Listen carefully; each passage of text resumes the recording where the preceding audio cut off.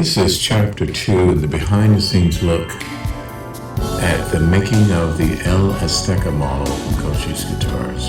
And in this chapter, we will be working on the neck, basically shaping the neck and then sanding the neck so it's ready to be finished.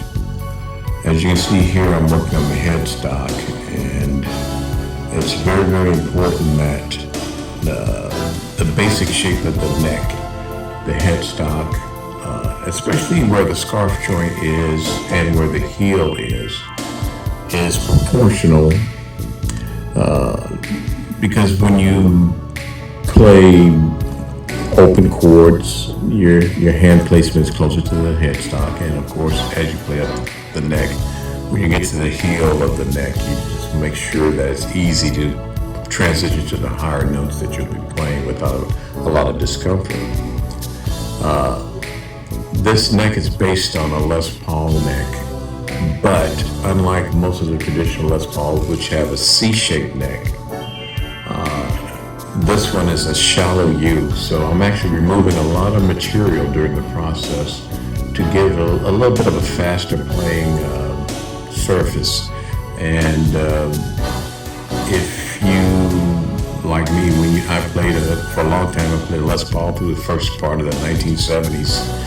I had a 68 standard, and it was like a baseball bat.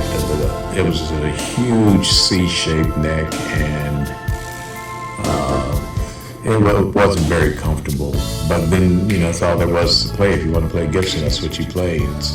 In the middle 70s, they introduced the L6S, which is a guitar that I actually had a 1975 model that I played for about 8 years into the early 80s, and just a great guitar. And it had a slimmer profile neck, so I've always thought that it was a huge improvement. And so when I do this type of 24 3/4 inch scale neck, I make sure that I reshape it to close to the specification of the L6S neck that I played back in the 70s.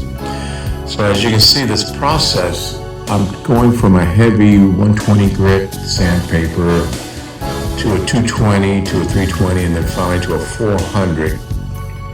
And the steps in between, I'm removing the material, and then you'll notice that I always spray it down.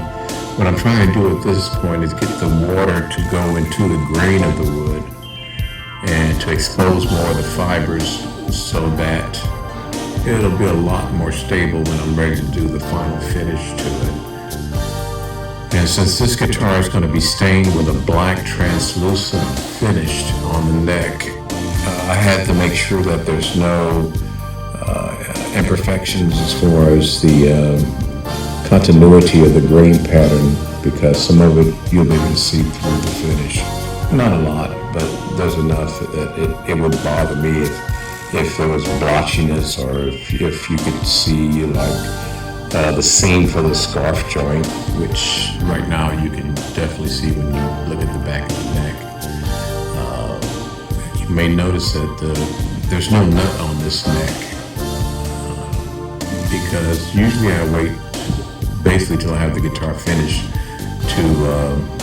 to cut the nut for the neck. I just think that gives me the opportunity to really precisely get the right angle and make sure that the intonation and the tuning stability will be effective.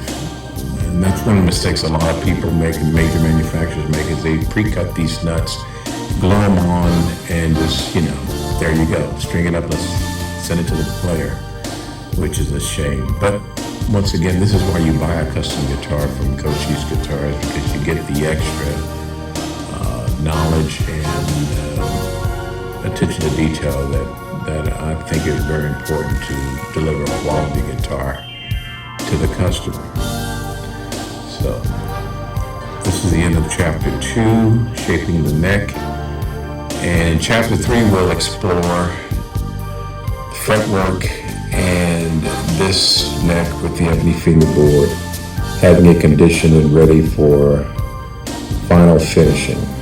So we'll see you in chapter 3.